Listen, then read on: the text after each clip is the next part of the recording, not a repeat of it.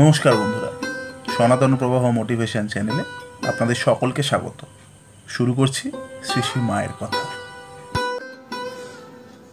একদিন শ্রী অরূপানন্দ মহাশয় শ্রী শ্রী মাকে জিজ্ঞেস করলেন, মা, জগন্নাথ কি মূর্তি? মা বললেন, আমি কিন্তু স্বপনে দেখেছিলাম শিব মূর্তি। তখন অরূপানন্দ মহাশয় বললেন, তখন তুমি সেখানে জগন্নাথ মূর্তি দেখোনি? মা বললেন, না, শুধু শিব মূর্তি, শিবলিঙ্গ, লক্ষ শালগ্রামের বেদী, তার ওপর জগন্নাথ শিব। একটা কিছু না থাকলে কি আর এত লোক হয়? বিমলা দেবী আছেন, তাঁর বলি হয় মহাষ্টমী রাত্রে। বিমলা দুর্গা তো, কাজে শিব থাকবেন না?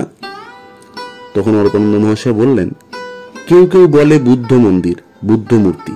তারপর শঙ্করাচার্য যখন বৌদ্ধদের তাড়ালেন, তখন ওই মূর্তিকেই আবার শিব মূর্তি করে তুললে। পরে আবার বৈষ্ণব ধর্ম প্রচারের সঙ্গে শিবকে জগন্নাথ বিষ্ণু করে দিলে। মা বললেন, কি জানি, আমি কিন্তু শিব দেখেছিলুম। জগন্নাথ দেবের মূর্তির ব্যাপারে শ্রী শ্রী মায়ের কথা কেমন লাগলো তা অবশ্যই আমাদের কমেন্ট করে জানাবেন। আজ এখানেই সমাপ্ত করলাম। পরবর্তী এপিসোড থাকছে পরের ভিডিওটিতে। আজকের ভিডিওটি ভালো লেগে থাকলে লাইক, কমেন্ট ও শেয়ার করতে ভুলবেন না।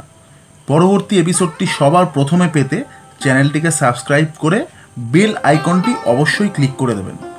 ধন্যবাদ।